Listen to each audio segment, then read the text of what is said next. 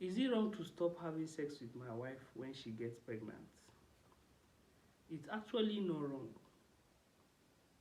So, some years back, someone called and he needed us to pray with him because his wife was in labor and it was taking long for her to give birth. I remember then it took about 3 days for the baby to come out.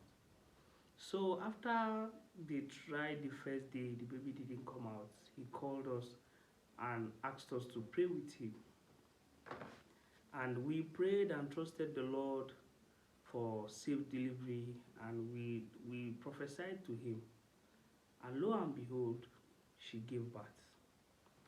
But after some times, we just perceived to ask what was actually the issue. And he opened up to us. He said immediately his wife got pregnant, they stopped having sex. And it was his idea because he thought that was how it's supposed to be. As a minister, he didn't have the leverage to go through any all those sexual materials because he thought it was a sin and he didn't ask questions. But when it happened, and his wife, I think they didn't have any discussion concerning most of our antenatals because I believe during antenatals they will tell you, okay, your wife have to do this, your husband have to do this for you, your husband have to do that, and all of that. They will give you a lot of rules and guidelines and what you should do and what you shouldn't do.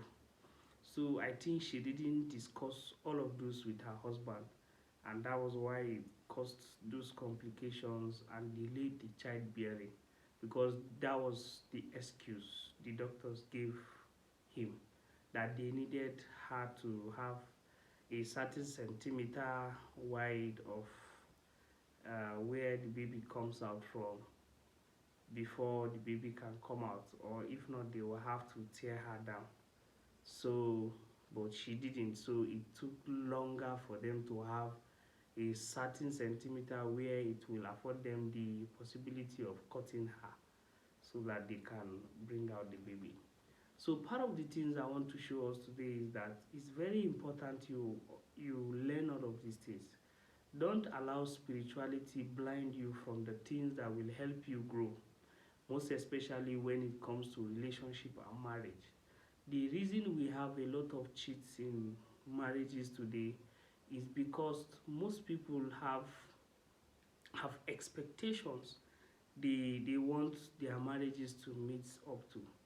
And truly some communicate it but some don't.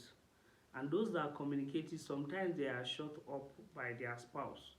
I remember a story of a friend who called to tell us how that her husband after sex will ask them to pray for forgiveness. This is not this is not biblical. It is very wrong. There is nowhere in the scripture that was recorded that after the only time you need forgiveness is when you are found in adultery or fornication. But when it is around marriage, then it is legal for you to do all of these things without so much trouble. And I just want to educate us on pregnancy and no sex issue.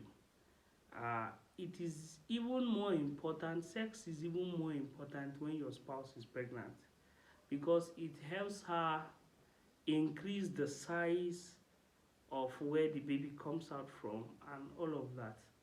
And it makes it easier for her to give birth and all of that. And there are, when you go, please try as much as possible for the men to go with your wives for antenatal so that it wouldn't be something she will want to discuss with you at home and you are not interested. The nurses are not shy of you, they are not scared of you, they will tell you to your face, most especially when you don't want to be having sexual conversations with your partner, which is also wrong. Do these things once in a while and ask each other questions. What are you comfortable with? What are you not comfortable with? What do you think I should adjust? What do you think I should fix? All of these things will help you grow together and have a better understanding of each other. God bless you. See you in the next episode.